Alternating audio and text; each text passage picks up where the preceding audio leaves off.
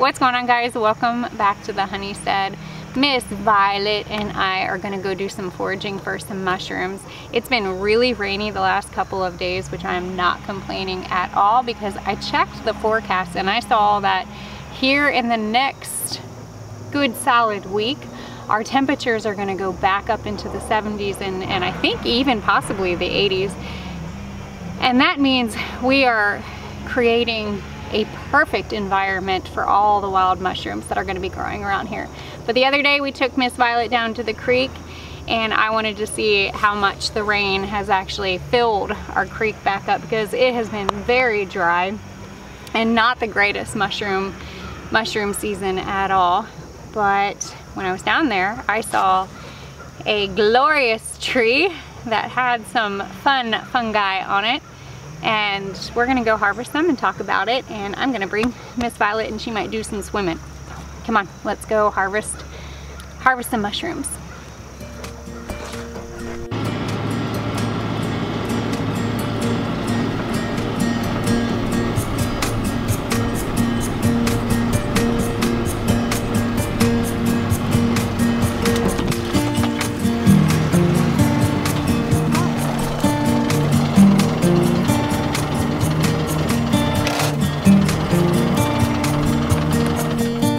Come here.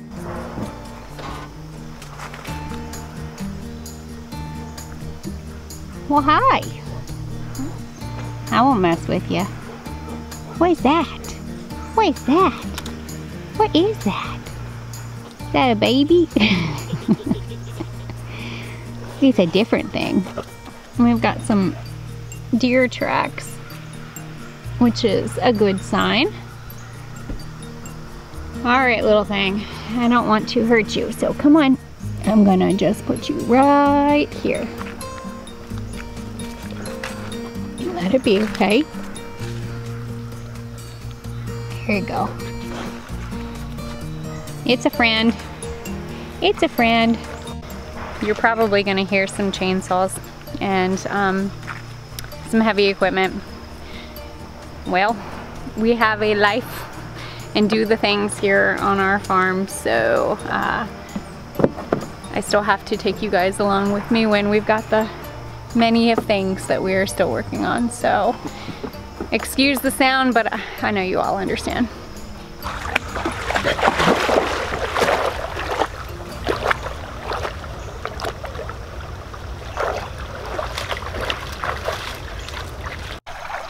This funny ear-shaped mushroom is called a wood ear or jelly ear or jelly fungi, however you want to pronounce it, but its scientific name is Auricularia, auricula-judae, and I probably butchered that. You guys know that I'm not the best on pronouncing the scientific names, but I'm gonna get an A for effort for trying. I'm not gonna lie, I'm kind of kicking myself in the butt because all of this was perfect to harvest the other day, and I should have stopped what I was doing to come out here because now that the sun is out, they are starting to dry out a little bit, and that's a little disappointing. But there's still a good bit that are able to be harvested, more than likely, yep, from the underside. So those are looking a little old. I'm sad. But that's okay. We're gonna harvest a little bit. I know that there's a big one over on another tree, which we'll probably go ahead and grab, but that's okay. I'm gonna go ahead and harvest what I can and then I'll watch it. I think we are gonna get another storm, so hopefully that might allow some more to grow. Now, I typically find this fungus growing on hard dead wood located in a nice shady damp-like area.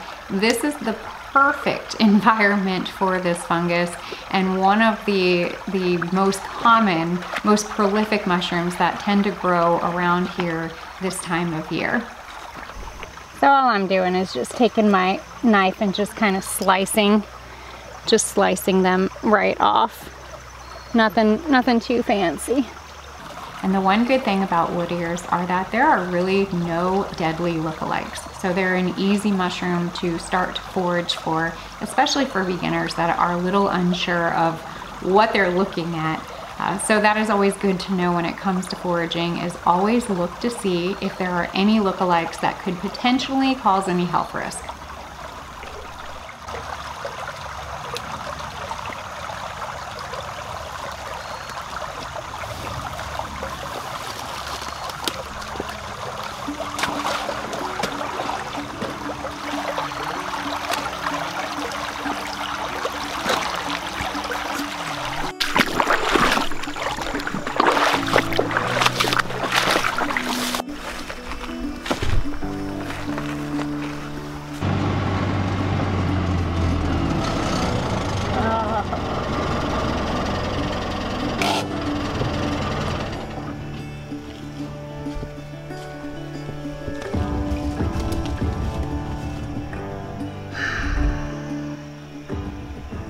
There's a nice chunk.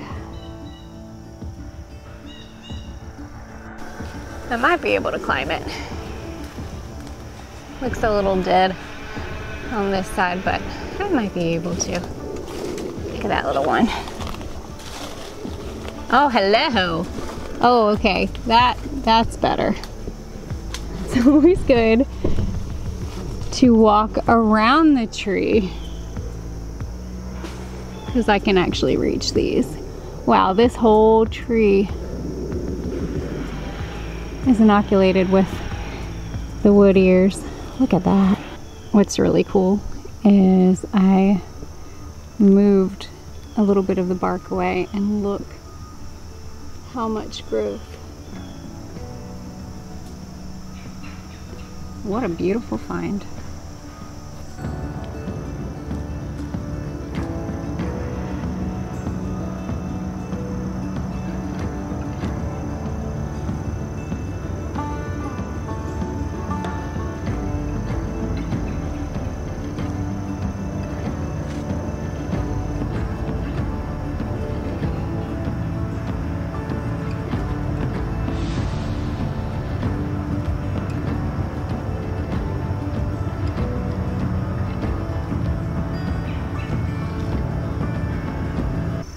We're gonna come back to this tree, but I just want to show you how absolutely beautiful these mushrooms really are. Look at the color. They range from like a purple to a really dark, rich. The ones over here, the darker ones, I think they were definitely a little bit older, but these are fresher. Quite gorgeous. Funky looking ear shaped mushrooms, but yeah, this is perfect. After harvesting the wood ear mushrooms, I brought them inside to do a quick inspection. So some of the things that I'm looking for when it comes to foraging for mushrooms and bringing them back in, I look for little bugs that might be hiding out and making that a nice comfy home, or potentially some funk that maybe some of the mushrooms might have been turning, and or even pieces of wood that has been kind of adhered to the mushroom from the growing process. Now, I used my foraging mushroom knife, and I did a pretty good job on just slicing away at the mushroom, leaving the base still attached to the wood. But sometimes little folds can get stuck to some of the bark, so you do want to go in and just do a quick inspection and clean them up if they need to. When I talk about cleaning up, what I did, which I forgot to hit the record button on the process of that, but I took the end of my foraging mushroom knife and I basically just brushed away at any of the debris. I figured that would just be easier to explain it to you than to try to recreate it in the time frame that I had today to finish this video and share with you guys, and hopefully get you guys out there and start foraging for yourself. But I didn't want to wash them and add any moisture back into them. The reason is because they're already pretty jelly-like, and so I didn't want to potentially potentially challenge the drying process. Now, there are a few different techniques when it comes to drying your wood ear mushrooms. I've seen people use dehydrators. They put them on trays and lay them all out and just turn your oven on very, very low. And one of the other methods that I saw, which is from Honeybee Hollow, I'll share their video down below, but they used an aluminum tray, spaced all of the mushrooms out, and then took their fan and just allowed for a proper airflow. One of the techniques that I really wanted to try this go around, which is, it's probably the oldest, well, it is actually the oldest drying technique for mushrooms, is you string it. And this is something that I've been excited to try for the wood ear mushroom. Basically, all you need is a needle and thread. But what I did do that's a little different than some of the techniques that I've seen is, instead of just sewing the mushroom straight through and stacking each mushroom on top of each other, I went ahead and did a loop. And the reason is because I did hear that there are some people that were having some challenges when it comes to the drying process because the wood ear mushrooms were stacked on top of each other, eliminating the potential airflow to actually go in and help dry these mushrooms out. These mushrooms are super jelly-like, that's why they're called jelly ears, but they need to be so dry that you can crack them. And so that was the method that I'd like to try this go around and see if it works, and maybe be able to offer it as a suggestion for somebody else. The other really cool thing about this technique is that you utilize the sun, you utilize the window. So right now I have them hanging in my window and the sun is coming in and out. We're a little hit or miss right now with our weather. But the point behind allowing the sun to help the drying process is the mushrooms will soak up as much vitamin D as possible. And what's really interesting is doing your research about this mushroom and what it can offer medicinally. Having the mushrooms be able to soak up that vitamin D is only going to add benefit. Plus allow for the drying process. Plus there's no electricity involved. And you can just have them hanging out in your window for a couple of days. It might take a little bit. I'm gonna check them every so often and see. But right now they're hanging in my window and I'm waiting for that sun to come around and help the drying process. After they've been sitting in the window like this for a couple of days, I'm gonna come back through and check them. The goal is I want to be able to snap them or break them. If they're still a little gummy, then they're not all the way dry, and then I would either just let them hang out here for a little bit longer or go ahead and plop them in my oven to do that final dry before I store them in a mason jar.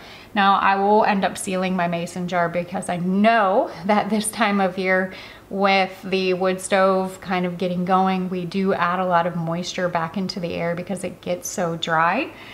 So these guys will end up being sealed in a mason jar and stored in a cool, dark space downstairs in the basement until we are ready to use them. Now, when we're ready to use them, then we will soak them in water and let that sit for about 24 hours and then start cooking with it. And I will show you guys that next. Now, when it comes to the medicinal properties of the wood ear mushroom, I wanted to reference one of my favorite books. This has been honestly, my guide for medicinal mushrooms, and I've only found this many in real life.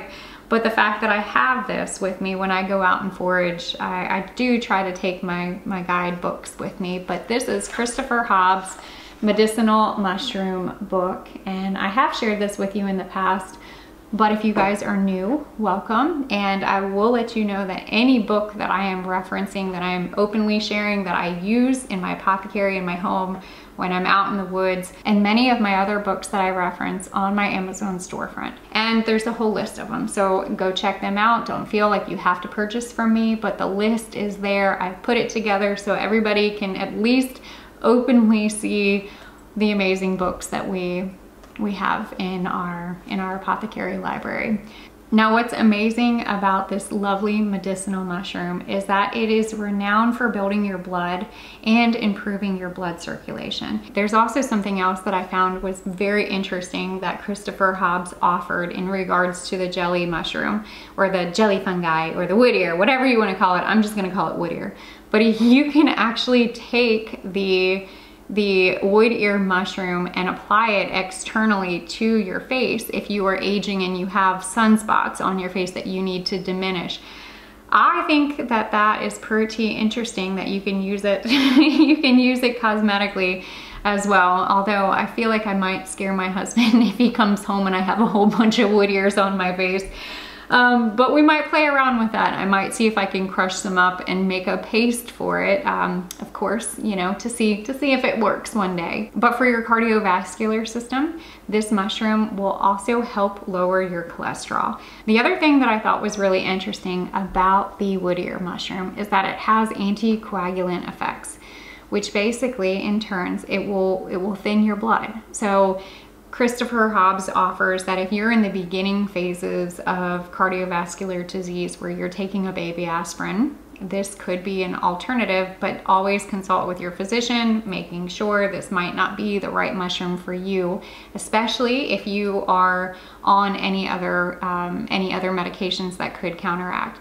Now, eating a mushroom like this every once in a while is not necessarily gonna have that effect, but this would be something more on a daily regimen that you are indulging in this mushroom that's growing out in the wild. And that is why I always say to do your research and talk to as many people as possible, whether they are foraging mushroom experts or physicians that have worked with you, because not everybody is exactly the same and some things don't work as well. But there's also been research done on this mushroom and the potential usefulness on what it has to offer for cancer prevention, cancer support, immunomodulation, antiviral. I even believe it has antibacterial effects as well as lowering your blood sugar. And I know it's also very good for your digestive system as well, especially if somebody is experiencing gastric inflammation or ulcers. Now, reading more about this mushroom and all the other benefits and the studies that have been taking place for individuals who are going through chemotherapy and doing study maps of 6 months to a year to 2 years and all of the clinical trials, it's quite amazing to see the effect of the survival rate for individuals who are experiencing gastrointestinal cancers. And I invite you to do your own research. I mean, I know that this is a powerful antioxidant as well, and how just overall supportive that it is. I do now want to consider possibly seeing if I can tincture this and use it. So I might be heading back outside to do another harvest after reading a little bit more about the wood ear mushroom and the properties of what it has to offer, which I believe is just truly remarkable. So not only can you use it as plant medicine, well, actually food medicine is what I'm gonna say, but this can be used in traditional cuisines. I've had it in soups, I've had it in stir fries. I'm actually due to make one, and I hope to invite you guys to have you be a part of it so you can see kind of how I saute it up once these guys are dry.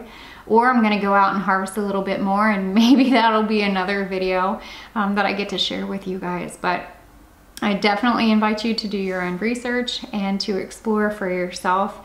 And yeah, I've said it once, I'll say it again, you will never look at another plant or mushroom the same way once you start to explore the potential that is in each and everything growing right outside your door. But as always, don't be afraid to get your hands dirty and learn something old.